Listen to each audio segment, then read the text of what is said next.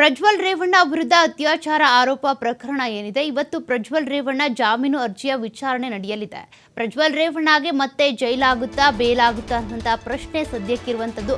ಸದ್ಯ ಪರಪ್ಪನ ಅಗ್ರಹಾರ ಜೈಲಿನಲ್ಲಿರುವಂಥ ಪ್ರಜ್ವಲ್ ರೇವಣ್ಣ ತಮ್ಮ ವಕೀಲರ ಮೂಲಕ ಹೈಕೋರ್ಟ್ಗೆ ಬೇಲ್ ಅಪ್ಲಿಕೇಶನ್ ಹಾಕೊಂಡಿದ್ರು. ಅದರ ಅರ್ಜಿಯ ವಿಚಾರಣೆ ಇವತ್ತು ನಡೆಯುತ್ತೆ.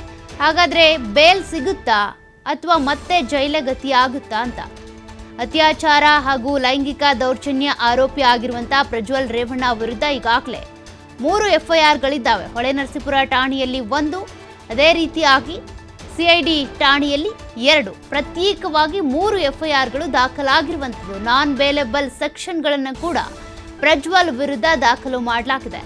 ಹಾಗಾಗಿ ಇವತ್ತು ನಡೆಯುವಂಥ ಜಾಮೀನು ಅರ್ಜಿ ವಿಚಾರಣೆ ಬಹುತೇಕ ಏನಾಗುತ್ತೆ ಅನ್ನುವಂಥ ಸಾಧ್ಯತೆ ಕೂಡ, ಅಂದರೆ ಬೇಲ್ ಸಿಗುತ್ತಾ ಅಥವಾ ಮತ್ತೆ ಜೈಲಿಗೆ ಕಳುಹಿಸಿಕೊಡ್ಲಾಗುತ್ತಾ. ಪ್ರಜ್ವಲ್ಗೆ ಈಗಾಗಲೇ ಮೆಡಿಕಲ್ ಟೆಸ್ಟ್ಗಳನ್ನ ಮಾಡಲಾಗಿದೆ. ಅದೇ ರೀತಿಯಾಗಿ ಈ ಕೇಸ್ಗೆ ಸಂಬಂಧಪಟ್ಟಂತೆ ಸಂತ್ರಸ್ತೆಯರ 161, 164 ಹೇಳಿಕೆಗಳನ್ನು ಕೂಡ ಪಡೆದುಕೊಂಡಿದ್ದಾರೆ. ಮೆಡಿಕಲ್ ಟೆಸ್ಟ್ನಲ್ಲಿ ರಿಪೋರ್ಟ್ ಕೂಡ ಬಂದಿದೆ. ಅದರಲ್ಲೂ ಕೂಡ ಆ ಒಂದು ಪ್ರಜ್ವಲ್ ರೇವಣ್ಣದ್ದೇ ಅಶ್ಲೀಲ ವಿಡಿಯೋಗಳು ಅಂತ ಹೇಳ್ತಾ ಇದ್ದಾರಲ್ಲ, ಆ ವಿಡಿಯೋದಲ್ಲಿ ಇರುವಂಥ ವ್ಯಕ್ತಿಯ ಚಿತ್ರ, ಪುರುಷನ ಚಿತ್ರ ಮತ್ತು ಪ್ರಜ್ವಲ್ಗೂ ಬಹಳ ಸಾಮ್ಯತೆ ಇದೆ ಅನ್ನುವಂಥ ವರದಿ ಕೂಡ ಲಭ್ಯ ಆಗಿದೆ. ಇನ್ನು ಧ್ವನಿಯನ್ನು ಕೂಡ FSLಗೆ ಕಳುಹಿಸಿಕೊಡಲಾಗಿದೆ.